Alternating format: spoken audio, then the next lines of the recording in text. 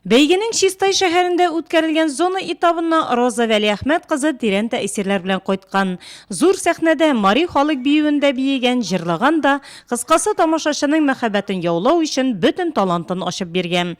Чыгышы кызыклы гына булса да, көндәшләренә ихтирамы зур аның. Аннан мин бик зур канәгатьләнү хисләре белән кайттым. Ни өчен дигәндә, безнең район конкурсантлары, бәйгечеләре бик тә оста хәзерләнгәннәр иде, бик тырышып хәзерләнгәннәр иде. Аларның шундый сәхнә бизәлешләре, оригиналь чыгышлары жюри членнарының да, әгъзаларының да һәм шул ук вакытта тамашачыларның да күңелләренә хуш килде. Лайыклы ялда булса да тик утырмый Роза ханым, гел эзләнүдә, иҗатта. Әле мәкаләләр яза, мөрәҗәгать итүчеләргә презентацияләр ясарга, сценарийлар төзергә булыша. Үзенең сайтын булдырган, шигырьләр язарга да вакыт таба. Чын бәхет ул, сау-сәламәт булу. Һичбер байлык аңа тиңләшми. Шушы бәхетемә канәгать мин, миңа башка бәхет кирәкми. Минем өчен бәхет беренчедән гаиләдә бәхетле булу хатын-кызга. Гаиләне таркатмыйча, гомер буена парлап яшәп, дөнья кичерсәң, балаларың, аныкларың, туганнарың белән аралашып, рәхәтләнеп яшәсәң, бәхет инде ул. Тормыш иптәше Равил абый белән бер-берсен ярты сүздән аңлап 40 елдан артык бергә гомер кичерәләр. Ике ул тәрбияләп үстергәннәр. Бүгенге көндә нәсел дәвамы 3 оныкка карап сөенеп гомер итәләр. 5 вакыт намаз укып, ислам дине кануннарын төгәл үтәп яшиләр. Бик акыллы, тәртипле, грамотный кеше булды. Минем әтиемнән имне бик яратты ул. Бик тату яшәделәр. Әби бабайлар бик акыллы кешеләр иде. РСФСРның халык мәгарифе отличнигы, мәгарифтәге хезмәтләре өчен күкрәк билгесе, хезмәт ветераны. Мондый мактаулы исемнәрдән тыш Роза Абдуллинаның фидакар хезмәтләре тагын бик күп санлы грамоталар белән билгеләнә. Авыл советы рәисе булып та эшли, җәмәгать эшләрендә, үзешчән сәнгатьтә актив катнаша.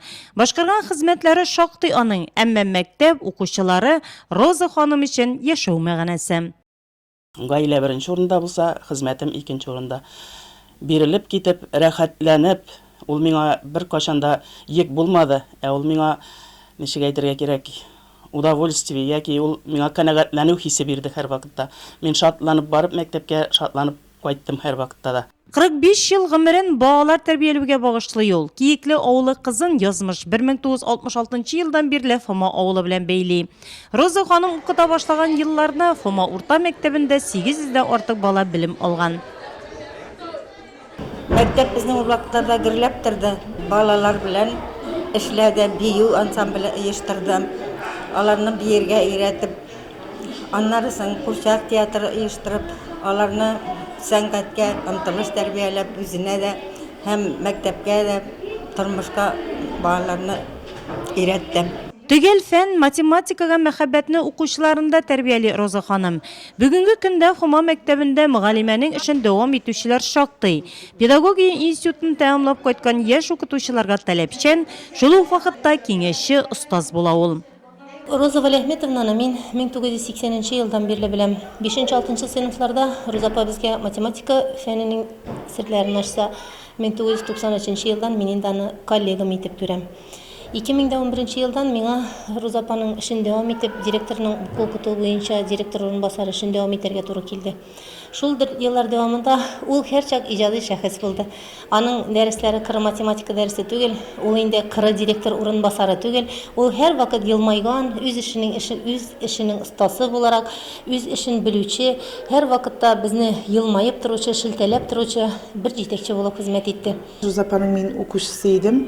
Фома мәктәбенә килеп укыганда минем гомумән һөнәр укытучы һөнәрен, математика укытучы һөнәрен сайлауда да Роза апаның роле иң зур рольләрне башкара. Чөнки мин Роза апаның дәресләрен бик ярата идем, үзен бик яраттым һәм аңа карап, аңа ашарга тырышып, укытучы һөнәрен сайлап математика факультетына укырга киттем. Аңа ашарга гомерем буе тырыштым. Төрле яктан Роза апа бик bilimli, yuvarı bilimli, metodik yaktан da мәгариф өлкәсендә нинди сорау белән килсәң дә Рузападан җавап алмыйча китмисең. Лайыклы елда булса да Роза ханым мәктәптә хезмәттәшләре арасында еш була. Киңәшләрен бирә, уку-укыту системасындагы яңалыклар белән кызыксына. Бу көннәрдә икеләтә дулкынлану тойгылары белән яши ул.